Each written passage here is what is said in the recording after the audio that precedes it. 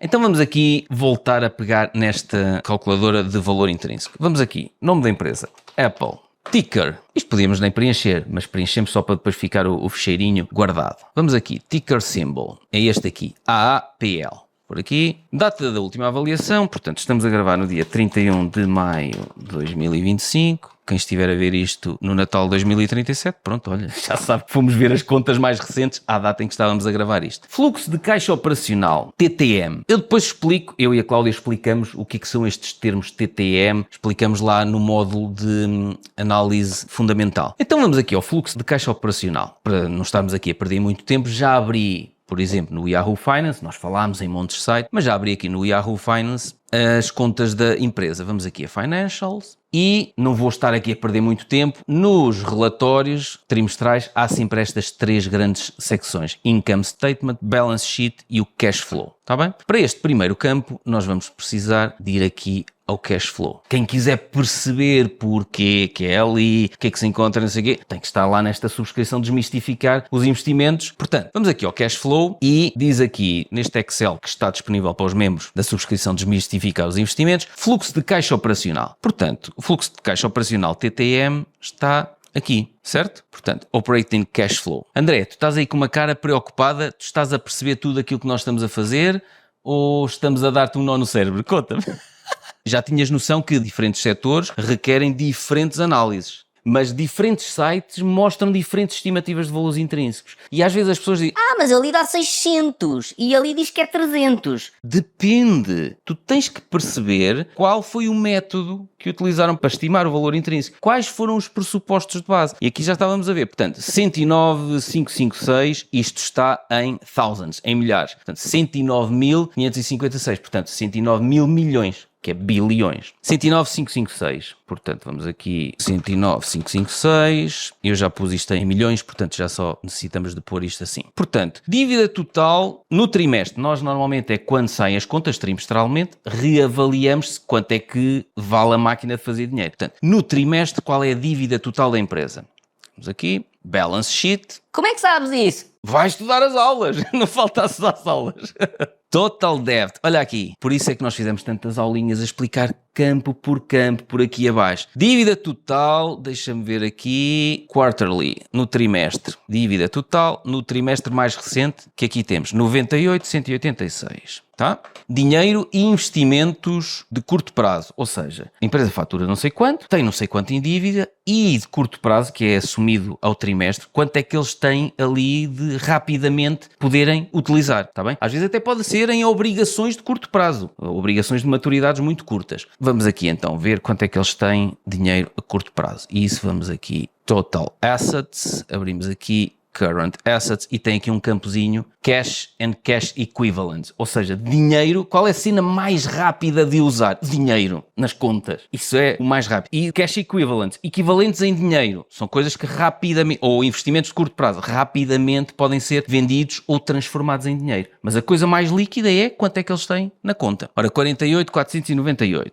tá? Taxa de crescimento dos fluxos de caixa para os próximos 1 a 5 anos. Aqui é que agora há as diferenças muito grandes na maior parte dos sites. Um site dá-te, sei lá, às vezes o simplywall.st dá previsões, eu não sei qual é o método que eles utilizam para estimar os valores intrínsecos e eu acho que é um erro os sites não dizerem. Valor intrínseco estimado pelo método, deviam dizer, percebes? Até para nós nos podermos guiar. E quais é que foram estes pressupostos de base? Para os próximos 5 anos estima-se que vai crescer quanto por cento? E nos anos 6 a 10? E nos anos 11 a 20? Aqui é que eu quero que as pessoas percebam que estes pressupostos que nós vamos assumir, se forem muito agressivos, vão dar um valor intrínseco estimado muito alto, mas isso pode não corresponder ao real valor dessa máquina de fazer dinheiro, dessa empresa. Se forem muito baixos, podem nos dar uma perspectiva muito conservadora. Podemos estar a dizer que essa máquina de fazer dinheiro vale isto, mas afinal ela vale muito mais do que isso. Mas eu, se for a errar, eu prefiro errar cá para baixo, sendo conservador, está bem? Está aqui 808. Então nós podemos basear-nos no Finviz e dizemos assim, os analistas colocaram no Finviz que para os próximos 5 anos o crescimento estimado da Apple vai estar 8,08%, está bem? E o modelo depois já está aqui a correr. Já está a fazer aqui os cálculozinhos. Então, nos próximos 5 anos, ela vai, segundo os analistas no Finviz, vai crescer a 8,08% ao ano. E nos anos seguintes, eu gosto muito de fazer como o meu mentor, o Adam Kuhl, eu gosto de ser muito conservador e gosto de dizer, nos 5 anos seguintes ela vai crescer a metade dessa taxa. Ou seja, 4,04. Eu posso pôr igual a este, a dividir por 2. E eu gosto de assumir que nos 10 anos seguintes, isto normalmente fazemos uma avaliação a 20 anos, nos 10 anos seguintes vamos assumir 4%, ou podemos ser mais conservadores. 4% normalmente é o GDP americano, mas podemos ser ainda mais conservadores, e já vamos ser mais conservadores. Número de ações disponíveis da Apple. Diferentes sites têm diferentes valores. Portanto, aqui nós temos de ter atenção. O melhor que podemos fazer é, vamos ao site da Apple e vemos no site da Apple o que eles dizem na secção de apoio ao investidor. Mas podemos, no Finviz, olhem aqui, shares outstanding, 14,94 bilhões. Então nós podemos chegar aqui, ora, 14,94 mil milhões. Taxa de desconto a aplicar. Ora bem, aqui mais uma vez a porquinha torce o rabinho, porque eu não quero estar a explicar-vos uma coisa que demorou 10 vídeos a explicar. Mas, pegando neste beta, este ficheirinho que está partilhado com os membros da subscrição Desmistificar os Investimentos, tem aqui em baixo uma coisa que diz assim, taxa de desconto para empresas americanas, taxa de desconto para empresas chinesas, e tens aqui, em função dos beta, tu assumes taxa de desconto. Portanto, qual era o beta da Apple? 1,21. Portanto, 1,21. Temos aqui 1,21, há de ser mais ou menos aqui. Portanto, taxa de desconto 6,6. Está bem?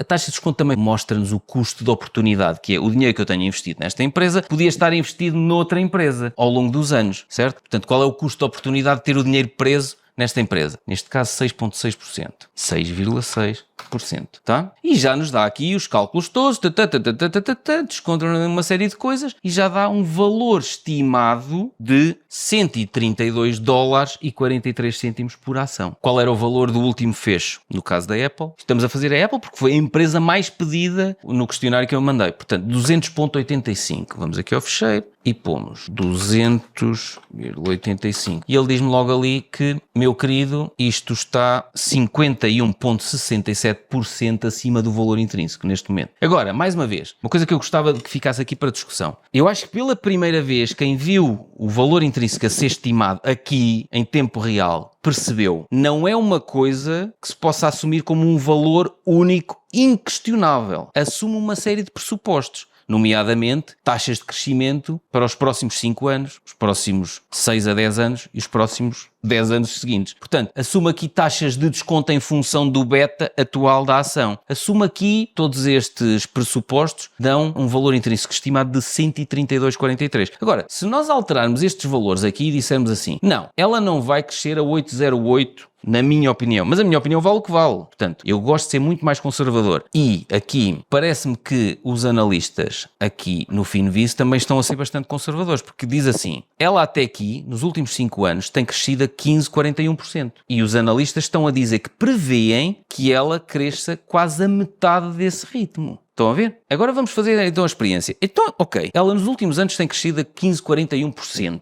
Então eu vou assumir esses 15,41% aqui. Quero ver o que é que acontece. Portanto, vou dizer que vai crescer, como tem crescido até aqui, 15,41% ao ano. Vou assumir de forma conservadora que ela vai crescer nos 5 anos seguintes metade dessa taxa e vou assumir na mesma os 4% nos anos 11 a 20. E já temos aqui, reparem como isto mudou muito. Já estamos a dizer que o valor intrínseco estimado, se ela continuar nos próximos 5 anos a crescer como cresceu até aqui e só reduzir o crescimento nos 5 anos seguintes, ela já tem um valor intrínseco estimado de 217,17 dólares. E comparando com o valor do último fecho, já estamos a dizer que esta máquina de fazer dinheiro está ligeiramente em saldo, está bem? O que é que eu gosto de assumir? Eu gosto de assumir um valor intrínseco mais conservador, aquele primeiro que nós estimamos. Portanto, eu gosto de assumir um intervalo. Se eu tivesse que te dizer, isto não é conselho financeiro, mas se eu tivesse que, fazendo esta estimativa do valor intrínseco, se eu tivesse que te dizer qual é o valor intrínseco estimado da Apple,